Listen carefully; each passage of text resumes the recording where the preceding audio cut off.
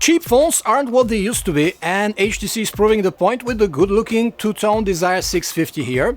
A successor to the 630, the new entry-level device comes with HTC staples like front boom sound speakers and high-res audio.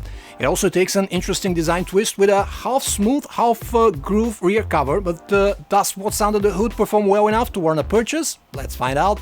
The phone sports a very Desire line chassis styling with 5 enormous front openings in the top and bottom bezel, indicating there are boom sound speakers there, and a huge camera lens circle on the back. It is made entirely of plastic, yet is neither particularly light nor compact for a 5-incher, on account of the sizable top and bottom bezels. The soft touch rear is grooved at the lower half for better traction and a more interesting look, and the side keys are sturdy with decent tactile feedback. Inserting a SIM card or swapping your microSD when full are easy actions to do on the Desire 650, as there is simply a flap on the left covering those slots, and it is easy to pry it open. We like that the SIM card is hot swappable, so you don't need to switch off the phone to change it like on some Sony phones, for example, and the Desire 650 automatically picks the carrier settings and sets the language according to the area.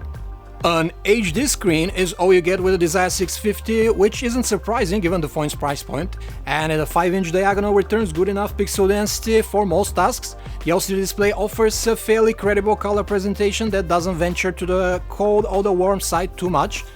It is rather dim for today's LCD standards though, or at barely 370 nits of peak brightness, and pretty reflective, so outdoor visibility under direct sunlight is a bit of a struggle.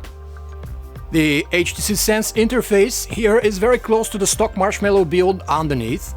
The notification shade is taken verbatim for instance, but there are a few extras thrown in to differentiate, like HTC's own theming engine and toolbox folder, for example. There is a 3-finger swipe gesture from the screen bottom tool that calls up the DONA app for media output to a larger screen. Another one of these HTC interface add-ons is the Blink Feed screen. When you swipe to the left, which serves as a news and social feeds aggregator you can tailor to your own desires. Other than those, HTC counts chiefly on Google's default apps for most everyday tasks. HTC placed a 13-megapixel main camera on the Desire 650 and a 5-megapixel one at the front. The camera app interface looks clean, but there are only 2 settings that are easily accessible, the LED flash and the HDR switch. Everything else is tucked in a pull tab. The phone is no speed king while taking shots, especially in HDR mode, which takes 3 to 4 seconds to process and store a shot after pulling the trigger. The non-HDR photos are of below average quality. They come way underexposed, hence darker than the scene in front of the lens, with everything engulfed in shadows.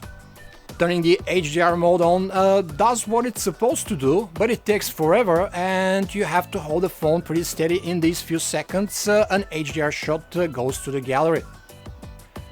As can be easily expected with these camera specs, the phone struggles in low light, returning some soft and noisy imagery, which get progressively worse as the amount of light dwindles. The handset is capable of 1080p video, which however is way underexposed and darker than it should be, like the stills, but there is no HDR setting for that footage. The Desire 650 looks like an attractive proposition in its sub $200 category. It has a fairly standout design and some nice touches like stereo speakers and a neat Android interface. It is plagued by a subpar camera performance and an impressive battery life though, as well as below average call quality. Thus, what the Desire 650 has going for it is the appearance, so if you really like that and maybe need front speakers for some reason, it may be a decent low-cost choice. This was a video review of the HTC Desire 650 from PhoneArena. For more information about this and other handsets, you can visit us at PhoneArena.com. Thanks for watching.